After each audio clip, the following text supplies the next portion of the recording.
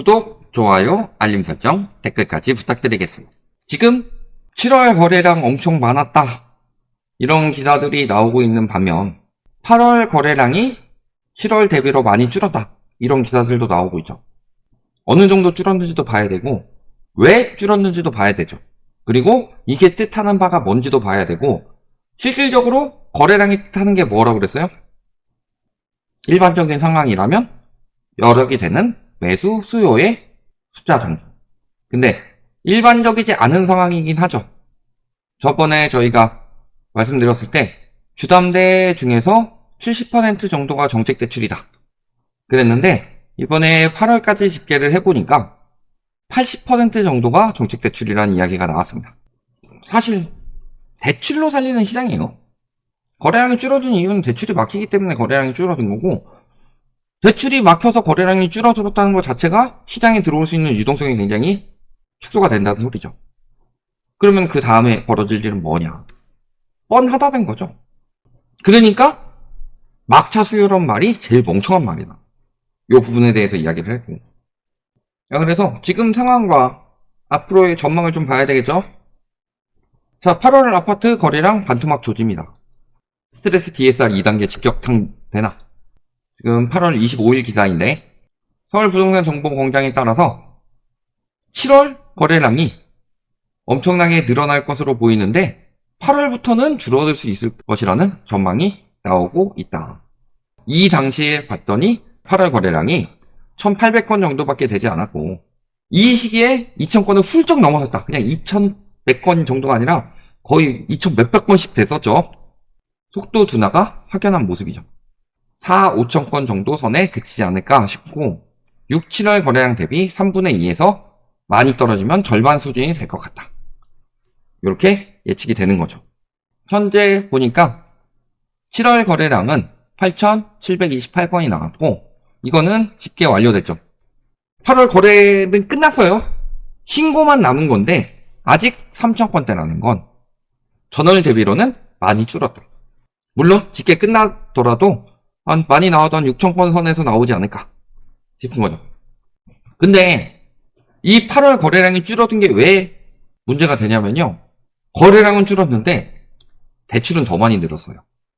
5, 6월 5조씩 증가할 때도 역대급이라고 했는데 7월에 7조를 훌쩍 넘어서면서 와, 7월에 대출 미쳤다 라고 하는데 8월엔 더 미쳤죠. 대출은 늘었는데 거래량이 줄었다. 요걸 우리가 생각을 해야 돼요. 왜 그렇게 되냐? 첫 번째는 가격을 올렸기 때문이죠. 예를 들어서 10억짜리 집을 절반씩 대출 받아가지고 10채를 샀어요. 그러면 늘어난 대출은 50억이죠. 근데 집값을 15억으로 올려요. 7.5억씩 대출 받아가지고 7채만 샀어요. 그래도 52.5억이죠. 맞나요? 그러니까 거래량은 줄었는데 대출이 늘어났다. 이런 현상이 첫 번째. 그 다음에 두 번째로는 이미 이자 부담이 커졌다는 소리죠. 대출을 많이 받았으니까 거기에 고정적으로 나가는 이자 비용이 커지니까 신규 대출이 들어오더라도 돌려막기로 해가지고 그쪽에다가 이자 내면서 대출 받아서 들어가는 사람들도 있는 거고, 그러니까 가격이 올라가면 올라갈수록 유지비가 많이 든다고 그러죠.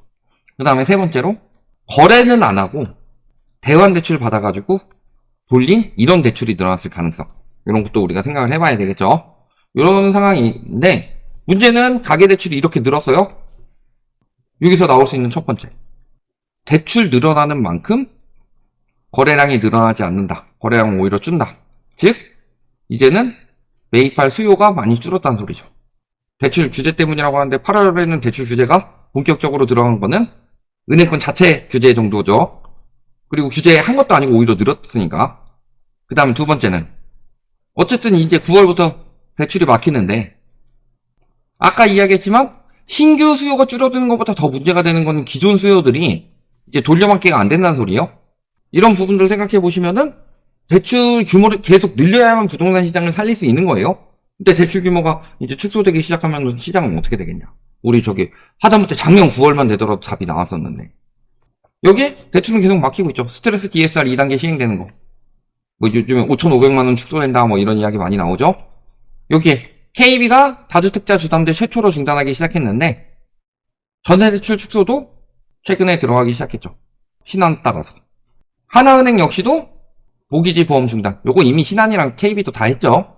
생활안정자금 제한하고. 이번에 우리은행 주담대 전세대출 1주택자도 중단한다. 즉 무주택자만 대출을 내준다. 이 대출을. 주택이 하나라도 있으면 주담대나 전세대출은 받을 수가 없다.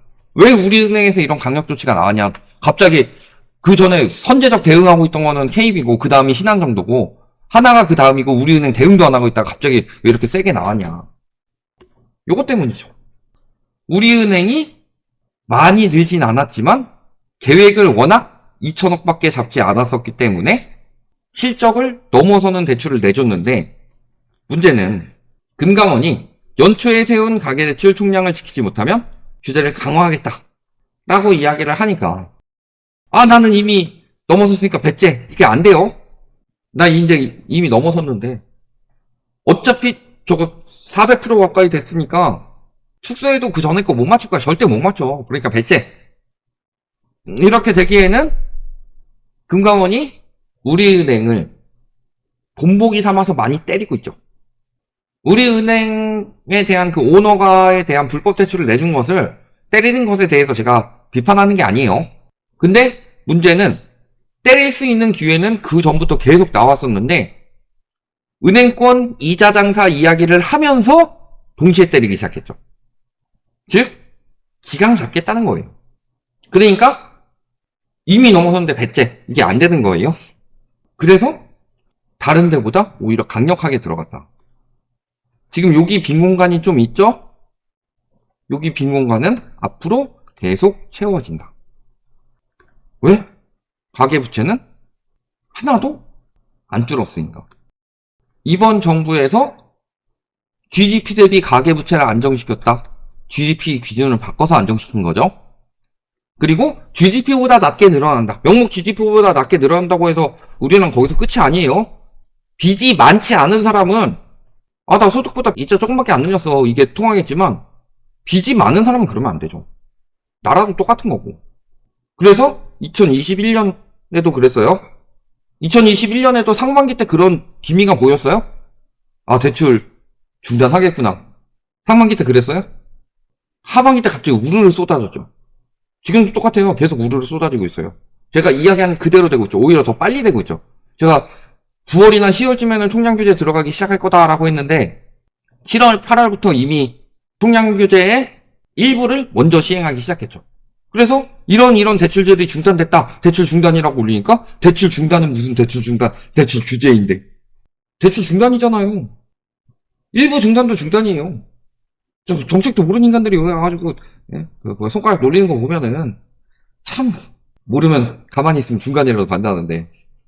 그리고 이런 것들로 인해서 거래량만 떨어졌냐. 일부 전문가들은 그런 이야기도 합니다. 거래량만 떨어지지 가격은 계속 올라갈 것이다. 대출 줄여도 가격은 계속 올라갈 것이다. 이런 전문가들이 많이 있어요. 근데 매수 심리가 지금 둔화되기 시작했죠. 문제는 매매 매수 심리만 둔화가 됐냐.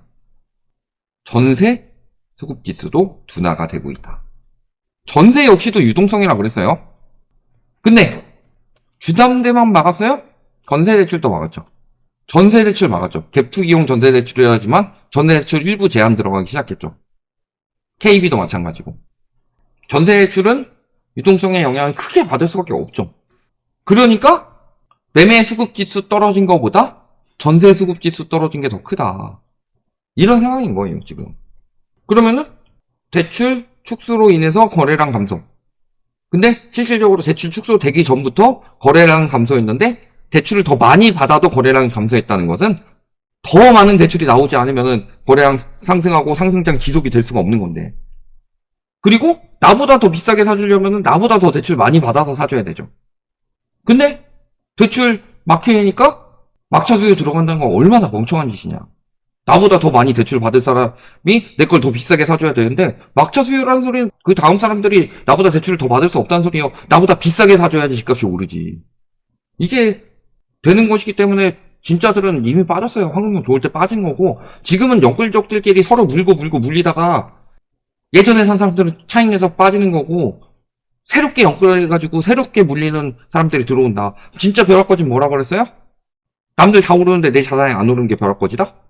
아니죠. 내 자산이 진짜 벼락같이 떨어져야 벼락거지지. 벼락거지 양성할 수밖에 없는 상황이다. 그거를 오히려 연착륙시키겠다라는 표현을 하지만 연착륙하는 것도 막아가지고 상승으로 만들다가 정착륙하게 생겼다. 그러면서 기존에 빠져나갈 길은 더 마련해주고 새로운 피해자들, 늦게 들어온 사람일수록 부동산적 지식이 부족하고 자금 한도가 부족한 사람들입니다. 이런 사람들만 더 많이 물리게 된 거다. 이렇게 보시면 되겠습니다.